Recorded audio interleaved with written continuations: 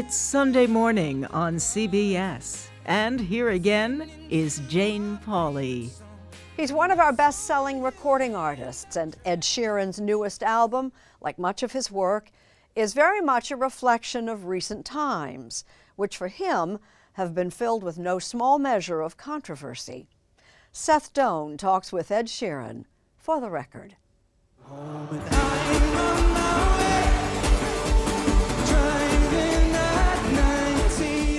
Pop star Ed Sheeran has been on a stage of a different sort this past week, defending himself in court against a claim of plagiarism. I'm obviously very happy with the outcome of the case, and it looks like I'm not having to retire from my day job after all. The lawsuit alleged he'd copied parts of Marvin Gaye's 1973 hit, Let's Get It On.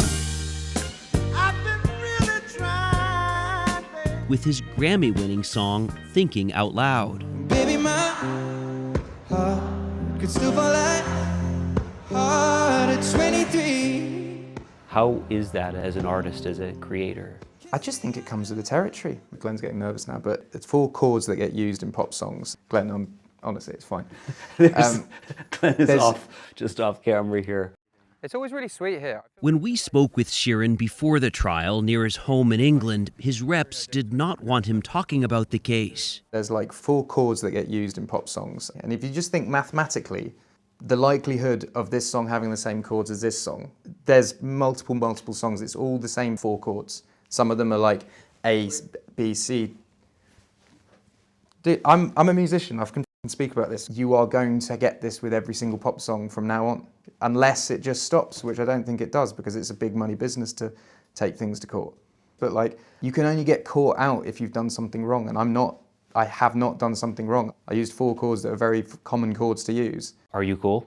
Yeah, it riles me up, man. Can you pull the curtains, let me The verdict was not the only good news for Sheeran this past week. Critics are praising his new album, Subtract, released Friday. hide and seek.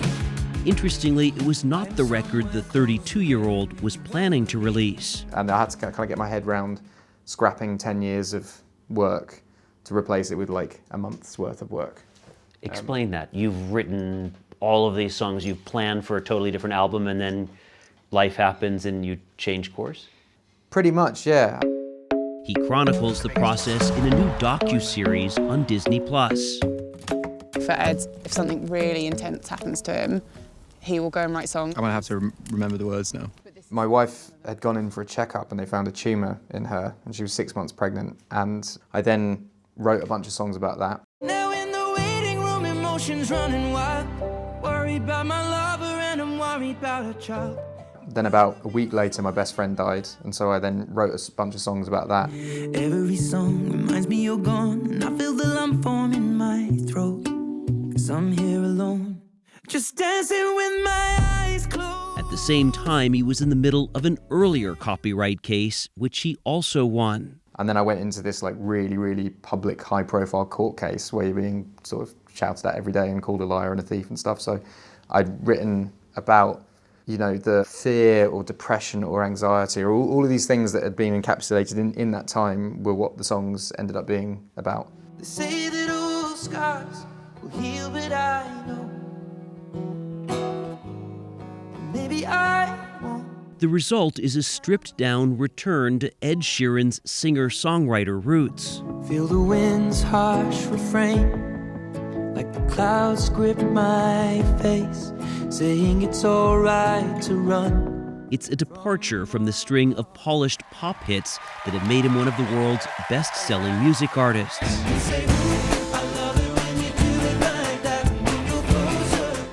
At King's Theatre in Brooklyn, about an hour before taking the stage for the sold-out debut of his new album, Sheeran seemed decidedly relaxed. I'm quite like comfortable in my skin. I know who I am and what I do. And The lyrics in some of these songs seem to paint another picture of not being so comfortable in your skin. yeah. But that's the human. You're talking to the artist right now. I'm like, the artist who can stand on stage in front of 110,000 people in Melbourne is not the same person that has anxiety and insecurity and depression, and yeah, it's not the same person. You put on a cape, I guess, and go, I can entertain you and this is good. But if I was that off stage all the time, it's horrible. You're just this egotistical maniac that's just walking around.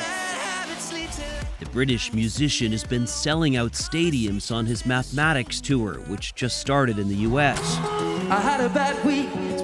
Part of what makes the artist Ed Sheeran so successful is that he's willing to expose that human side. Paint a picture of you as a kid. Really small, I had red hair, these big pink glasses, I had a stutter. This is before I played music, so I didn't have anything impressive that I could offer, and I was just weird.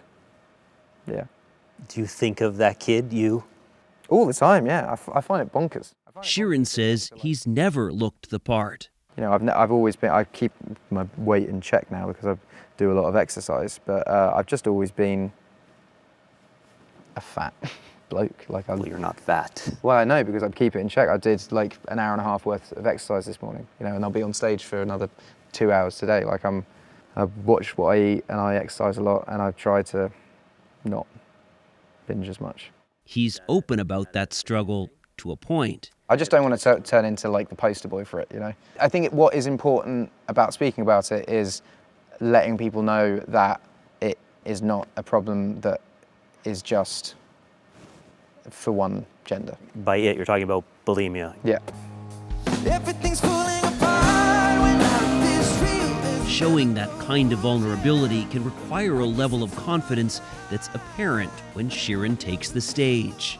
This ego that a performer needs to have, where did it come from in your case? Oddly, no one caring. I guess I developed it from the age of like 15, playing in rooms where I was largely ignored. I don't know, if you went to a bar and there was a kid being like, hey guys, this song's fucking good, listen to this. You'd be like, okay. My bad habits lead to late nights, sitting alone, conversations with a stranger. I barely know. His songs are good, if selling 150 million records is any measure. The single from his new album about his friend's death has topped charts, putting Sheeran in third for the most #1 hits in the UK, just behind Elvis and the Beatles. Oh, I keep dancing with my eyes closed. Oh, I keep dancing with my... Wow. Cool. Yeah. It's a really personal song for you. All my albums are super personal. They're all reflections of where I am at this time. But this is more uncomfortable, I think.